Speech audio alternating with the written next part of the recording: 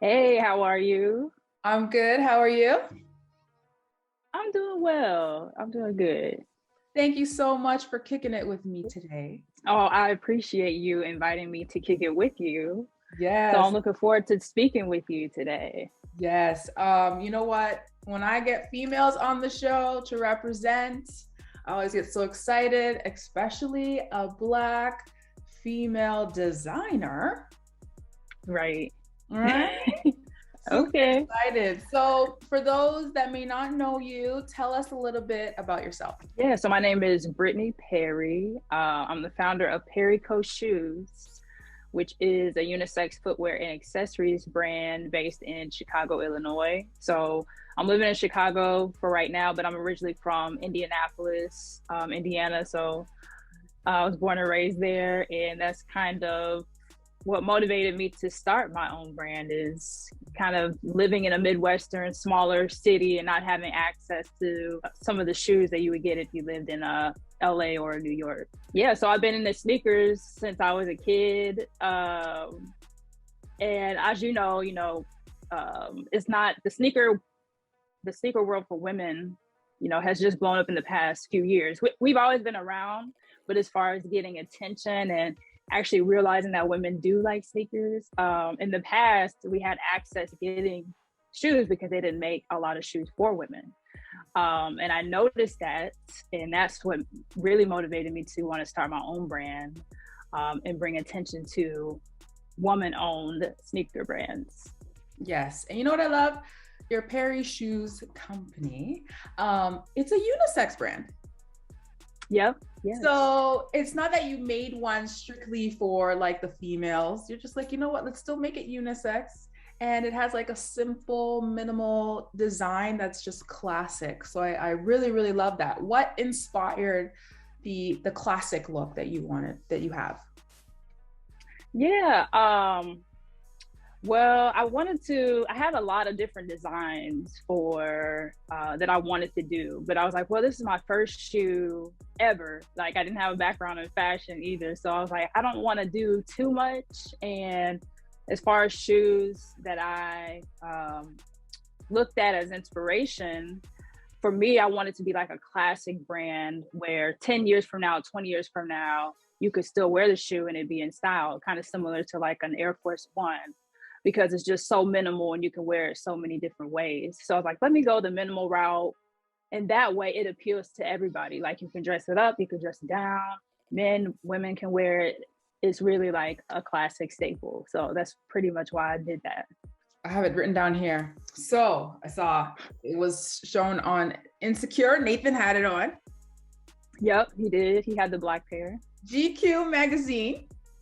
Yes. And you have Common holding a pair. Yes. How does all of that feel? It feels amazing. Like, when you're actually in the moment, like, you're extremely happy, and I'm always grateful, but sometimes I don't realize how big it is and how far I've come, because you're just looking at the next thing that you have to do and the next thing that you have to do, where I'm like, wait, you really need to like start living in the present, and like, you have to start celebrating yourself. I think a lot of people don't do that because you're just so focused on the next thing and next thing, but it's really a really big accomplishment, with everything that I've come from so far. So it was really cool to see that. Yeah, yeah. So the love for kicks started when you were younger. Do you remember that shoe that started it all for you? Changed the game for you? Um, well, my older brother, I always liked sneakers because I played basketball, so I wore like Iversons, I wore T Max. But the shoe that really like started my true love is when my older brother bought me a Jordan 13, my freshman year of college. That was my first Jordan that I ever had. And everybody was like complimenting me on the shoe, and I was like, oh, okay, like, it made me feel good, like I was feeling cool. And ever since then, like, I was wearing sneakers like that. But yeah, I've always had a love for shoes, definitely like Air Force Ones. And and other minimal sneakers such as those. Yes, yes. Would you say, like, you're saying you got the 13s and everyone's complimenting you. How does it feel when you put on like a fresh pair of kicks? Like, I know that must feel good. Everybody's complimenting you. So you're like, okay, Right. thank you. So how does that feel? No, it feels so good. It's like, I don't know. I wouldn't say drugs, but it's similar. Just like, it's like a high, like I'm feeling good. It's Yes. also like an extension of your personality. Because my style kind of changed throughout the years. So sometimes like I'll dress very preppy, but my shoes will be street. And I think a lot of the things that I did growing up kind of helped me formulate my style now in the shoes and the products that I create today. Mm-hmm. So it's just wild. Like sneakers are everything. And I'm just glad to see how far the sneaker industry has come in the past few years as well. Yes, yes. Now, when we talk about the sneaker culture, as a Black female designer in the sneaker world, what is your take on female representation and also Black female representation in the sneaker culture? Oh man, are you talking about on like the design side or more so just sneaker culture in general, like everything? Sneaker culture in general, just the representation. So the representation of just like females in general, and also the representation of Black females in, yeah. Ooh, I have mixed emotions about it because I know I've seen the progress. Like we're really making progress. People are starting to pay attention. We're getting our own sneakers. They're doing collaborations with women designers. So, you know, we see the Aleli Mays and we see the Yoon Ambush collaborations. And there's definitely a lot of women behind the scenes that don't get their credit as well. But I still think there's some disconnect as far as social media goes, because I think it's more so about a numbers thing, like who has the most followers, you know, we want to appeal. I don't think it's more so about the true sneakerheads that have been doing this for years and years. I think it's about like, okay, they have to look a certain way.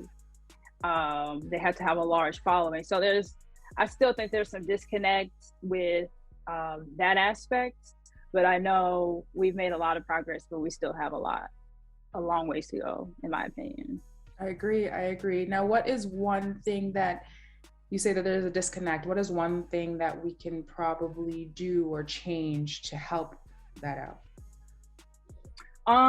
It's things like this, like, you know, the bloggers and people showing, you know, people that are in the industry, because it's hard, you know, there's so much content out. It's like, how can you find certain people? And I think that's probably one of the biggest obstacles, is just having people find you. So, you know, having interviews like this with people that don't necessarily have a larger platform, it really brings a lot more attention to those folks. But we also have to like point at these larger brands like, hey, you should work with this person, you should work with this person. Just it starts from the inside. You know, we have to bring attention to these people, and we have to count on the people that are already there to bring more people up for opportunities.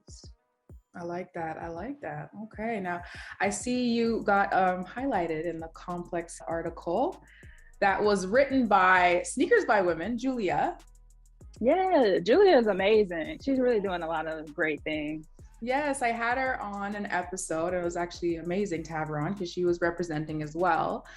How did it feel to get that highlight? Like, that's big. Complex is big. Yeah, that was crazy because I knew that it was coming, but I didn't know when. So I was actually like taking a nap, and when I woke up, had all these notifications and stuff. And I was just like, I went to the Complex page, and like my face was like right on the story. So I was just like, this is unreal. Like, it was unreal to me.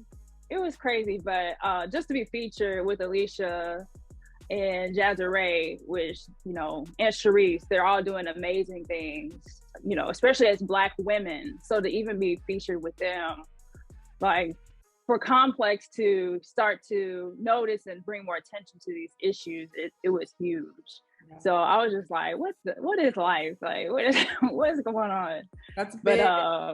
Yeah, it was crazy. It was so cool. I was blessed for that.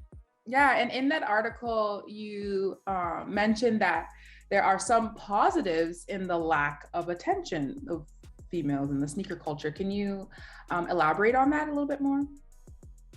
Yeah, because, sometimes when things are oversaturated, you kind of get passed through. But since there's not as many women out that can kind of elevate me, like, oh, like this is rare.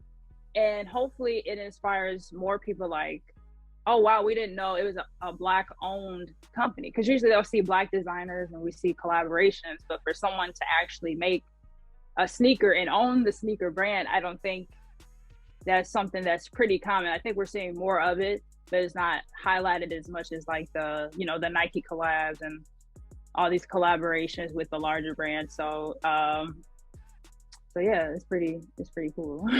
Yeah, so it's on us as like a sneaker community to kind of uplift like our smaller brands, the smaller businesses, and like, come on, work together. Like, we know Nike's there, we know Adidas and all of them is there. Also, yeah, like give the love to other upcoming brands. Yeah, and I think, we're starting to see more collaborations. Like you see Social Status, and there's a lot of like Black owned boutiques that are starting to do collaborations as well. So I like those a lot. That was one sneaker that I picked up this year, the Social Status. Yeah. Okay, so how can we as a community work together to make women feel, I guess, supported? I guess we mentioned it a little bit more, but just maybe give like 2 sentences on how we can make it better. It's more like you said, just we need to support each other. We shouldn't be so concerned with like numbers and strategizing. It's just, for me personally, like I go off of just energy and vibrations. Like, just, I like to be around great people and hear great stories. And especially, if you have a great story, then I want as many people as possible to hear what you have to say, because there's going to be other people that are probably out there looking for you. So yeah, we all just have to work together and be friends. Like, it's not a competition, you know what I mean? There's no competition. Like, we're all doing different things. There's a space, there's a place for everybody. So let's just work together. I like that. There is a place for everyone. It's not a competition. We all serve our purpose. Yep. I like that. Okay. Now, what advice would you give to young aspiring Black women with the dream of designing their own shoe? Ooh. I would say just be yourself, because I think, especially in the sneaker world, it's just so fast paced and it's very trendy, where that's when I was like first designing. I was like, well, I think at that point, like platform sneakers and things were really popping at that point, like the dad type shoes. And I was thinking like, well, that's not really me, but it's like what's on trend. So should I do that? I would just say whatever you like, just follow your heart. You don't have to look at what other people are doing. Follow your heart. And there's going to be other people out there that probably like the same things that you do. So just make sure that you stay true to yourself in your design process, and you will be fine. I like it. And to kind of end it all before we get to the kicking it questions, can I ask, how many pairs do you have? I don't have a lot of pairs. Well, I don't know what a lot is to some people, but for me, I don't think it's that many. I have maybe like around 60-ish pairs of sneakers. Me too. I like that. Yeah, I feel you. I'm just like, is it a lot? But then it's like a lot kind of thing. Yeah, because I've been seeing like people have like sneaker rooms, like it looks like a Foot Locker at their house. So I'm like, oh, I'm not up there like that. I'm more of like a quality over a quantity type person for me. So I don't have a ton, and I don't have a lot of room in my apartment either. So makes sense. Yeah. I feel you. I'm on the same page as you. All right, so let's start kicking it. The 3 questions that I ask every guest. What is your top 3 / go-to pairs? And if you have them, we want to see them. Okay. So I'll of course start off with my first. pair is my own sneaker. Yes. Yes, as it should be. As it should be. Yes, my first sneaker that I ever made. It's just an all white, simple, I can wear it with anything sneaker. So that is the first go-to pair. It's a staple in my shoe collection. Now for your first pair, it's your own brand. What makes your shoe different from another? Like quality wise or comfort? Okay. Comfort wise, it's just all leather. So I would say it's more of a luxury type sneaker. But with a lot of luxury brands, what I've noticed at least is that they always pretty much look the same as far as the upper design, and they're usually low tops. But this sneaker is a mid-top sneaker. So it goes above the ankle. Besides the leather, it also has suede accents on the heel. Ooh, can we see? Can you put a little close to the... So it's suede here. So it has leather and suede. And then as you can see, the eye pattern is zigzag. So I wanted to add like a little something to differentiate it from other brands. Because a lot of them, they all kind of have this look where it's just like a plain leather upper, low top sneaker where you can like wear with anything. So I kind of want to stay on par with that, but I was like, well, I don't want it to look similar to someone else's, so I added a few extra to the sneakers. I like it. Okay, what's number 2? Number 2 is the Cool Gray 3. I'm more of I need things that I can wear with everything. So a Cool Gray is super comfortable. Like 3s are like probably my top 3s and 4s are my top favorite Jordans as far as like comfort. But you can wear with anything, and I love it. I love these shoes. Yeah, you can't go wrong. So you just like the simple colors. So you don't have like pairs that are like out there? I have a couple pairs. So I have my regular like neutral colors, but then my favorite sneaker that I've had since high school is this Pac-Man SB Dunk. So this is my favorite sneaker. I've had it since I was like early 2000s, like 2008, I think 2007. That pair? Yes. That looks brand new. Yeah, it looks excellent. But I've had this for many, many years before people were even on SBs or Dunks at all. They were just sitting. And yeah, so this is like more like a colorful pair, you know, when I want to be more out there. I'll wear these, or I'll wear like like I tell you, the social status, because they kind of are similar, but these aren't SBs, they're just Dunks. Yeah, I like it. Okay, so we got your top 3. Now, what are some past releases that you wish you copped? I didn't get, it's old, but I didn't get a pair of the black cement 4s because I feel like that's like a staple. Like, how did I miss that one? But the more recent one, I think it was like 2 years ago, was the off-white 4s, the women's release. So I was really upset, like, because I usually want a lot of shoes, but this one, like, I was like, I have to have this one. And just to see all the men wearing them, I was pissed. I was just like, look, this leave it for us. Can we have it, please? Yes. I feel like more men got the shoes than women. And I was just like, I was upset. I really was. Okay, so I didn't get those. Yeah. Other than that, I wasn't really upset with anything that I took. I took, of course, a lot of L's on the sneakers out, just like everybody else. But there's nothing where I was like super, super bummed out on, except for those off-white 4s. Like, that got to me still. I mean, if you're willing to pay some big money. I know. I'm not big on paying resale. I don't think there's anything that I would truly go above and beyond to pay resale for. I don't know. I'm more of like, if I didn't get it, then it wasn't meant for me type. But that may change. We'll see. No, I feel you. I'm on the same page. You know, it's just like, all right, maybe it wasn't meant to be. So just sleep on it. There'll be a next one that you might. Yes. Be, right. Yeah. Exactly. All right. So are there any upcoming releases that you plan on going for? I think the only, well, I've seen a few. There were these not off-white, Union Cortez that was supposed to be released. I don't know when they're releasing. Yeah.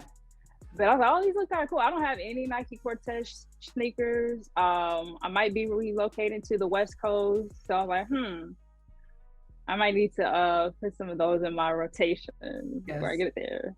Ooh. And the UNC sixes, those, they were baby blue. I need those. I don't have any sixes in my collection. So that's one that I'm really looking forward to. I think that's coming out soon too. So I'm gonna try to see if I can find a plug if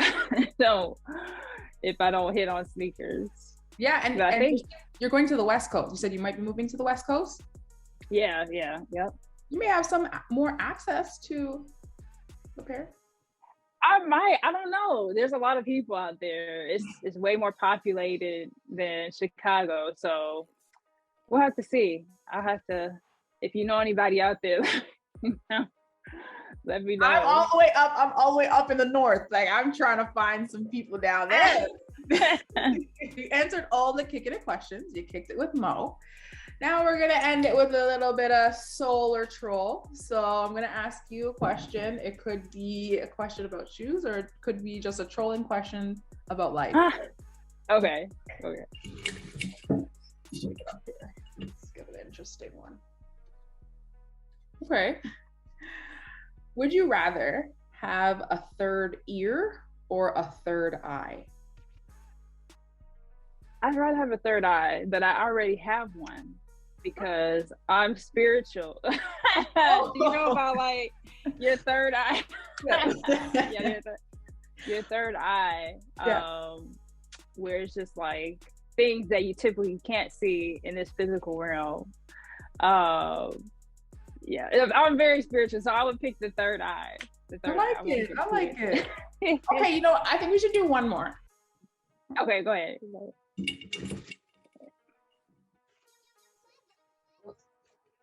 Okay. Oh, wow. Okay. Would you rather get diarrhea on vacation or the day of a big presentation at work? Vacation.